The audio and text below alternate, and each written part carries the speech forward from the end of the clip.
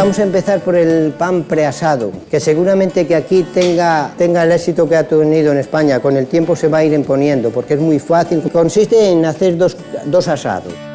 El pan precocido conviene que en el interior alcance los 90 grados y que no se caramelicen los azúcares.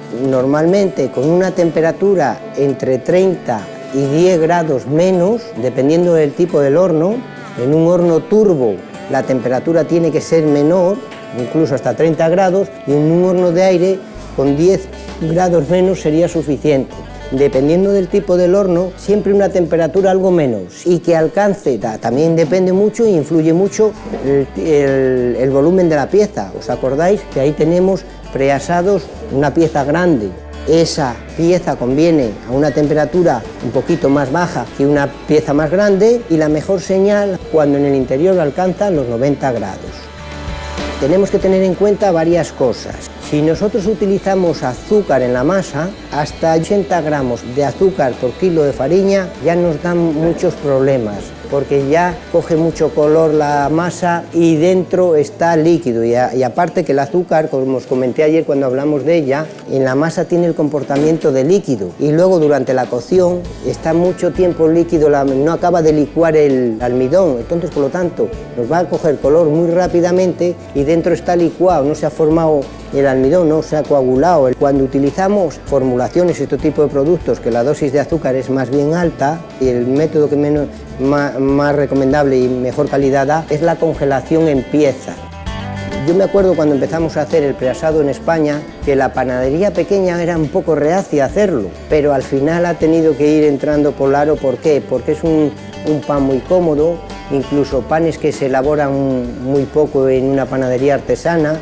Con una vez que los hagas preasados, la respuesta es muy rápida, porque daros cuenta que es sacarlo del congelador 15 minutos, 20, asarlo, en media hora tenemos un pan que necesitamos al cliente. Especialidades como sin sal, otras especialidades que se elaboran muy poco, las hacemos preasadas, las tenemos congeladas y podemos darlas calientes al consumidor en el momento que queramos. Entonces es muy interesante, muy práctico, aunque la calidad, como siempre os digo, siempre es de inferior calidad, principalmente debido a las dos asados que hay, las dos pérdidas de humedad. Pero también os digo que hay panes preasados muchísimos mejores que panes hechos en directo.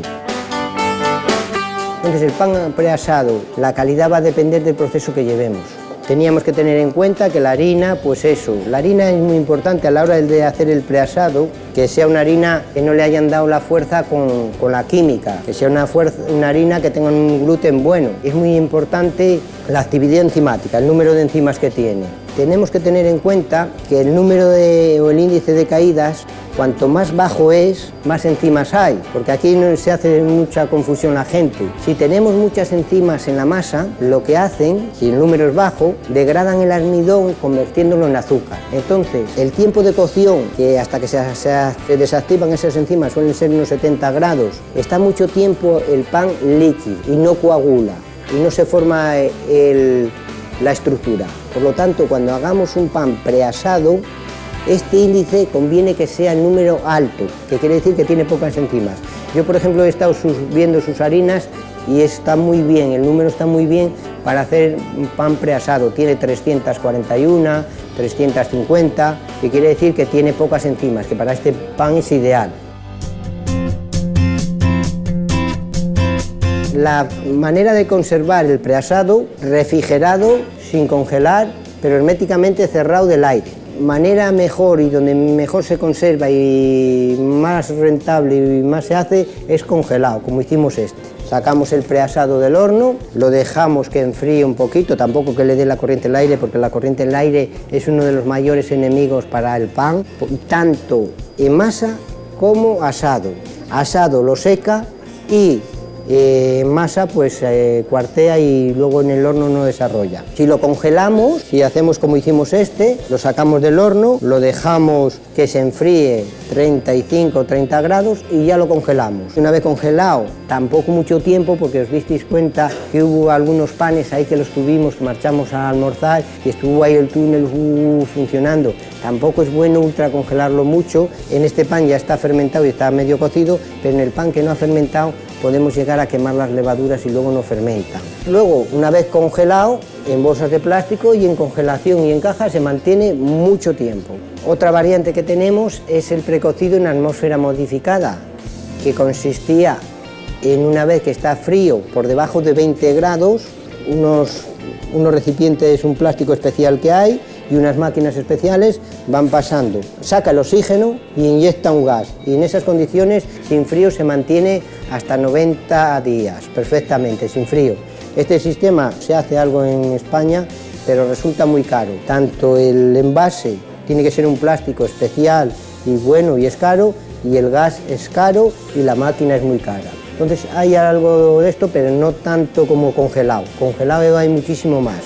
Y luego tenemos también la técnica del abatimiento, que son, los abatidores son aparatos como el túnel de ultracongelación, muy parecidos. La diferencia es que el abatidor nos permite sacar, según sacamos el pan del horno, meterlo al abatidor, y el abatidor lo que hace es enfriarlo rápidamente sin que pierda humedad.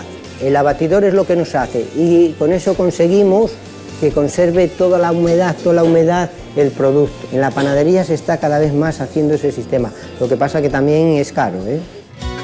Este estaba en la cámara refrigerado, pero estaba al aire. El aire le da, pierde humedad, lo vamos a cocer, ya veréis que también merma mucho más porque ha perdido mucha humedad, y luego como cuando enfríe un poco se descascarilla todo. Veis que se empieza a separar mucho, incluso cuando enfríe más, mirad cómo se separa. Eso es debido que como se perdió tanta humedad, la corteza no tiene humedad e intenta robar la humedad de la miga, y la humedad de la corteza y la humedad de la miga es diferente, y es cuando se descascarilla o se separa la corteza de la miga. Entonces, cuando utilicemos este método, este proceso, conviene tenerlo resguardado con una bolsa de plástico o con un recipiente hermético para que la humedad de la miga sea la misma humedad que la corteza, porque si no nos ocurre esto, y incluso se pronuncia más a medida que pasa el tiempo. Y daros cuenta que solo lleva un día o dos. Si este problema fuera más grande, hay veces que cuando lo vamos a coger se descascarilla todo.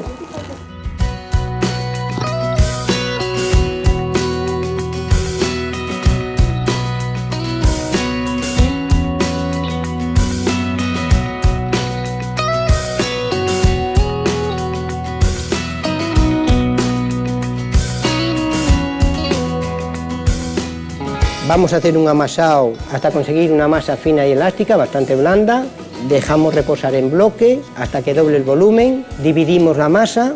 Una vez dividida la masa la colocamos en bandejas sobre telas para cogerlas. Lo metemos al horno y lo precocemos. Si cocemos a 210, lo ideal es cocer un poquito más bajo. 200, siempre un poquito más bajo. Y cuando alcance los 90 grados en el interior de la pieza ya está precocido. Lo sacaremos, lo dejamos enfriar, o bien lo congelamos, o bien lo mantenemos en frío, o bien lo pusiéramos en atmósfera modificada o la batiéramos. Como aquí solo tenemos para congelar y mantener en refrigerado, pues una de las dos opciones hacemos, o las dos. Lo congelamos y lo mantenemos también en un recipiente o en unas bolsas de plástico para poder utilizarlo en un plato de 2-3 días.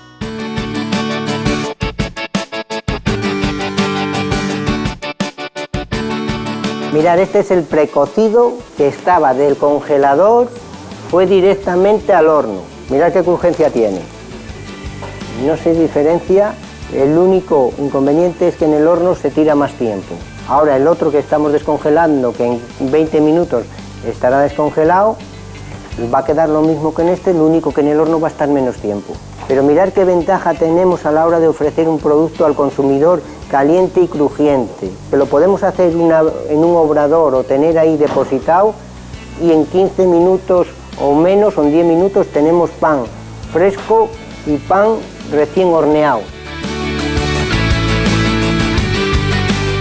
Viendo el preasado, tenéis que hacer pruebas porque va a ser un pan que va a pegar fuerte seguramente aquí, porque tiene futuro, y Brasil, con lo grande que es, hay mercado para todo.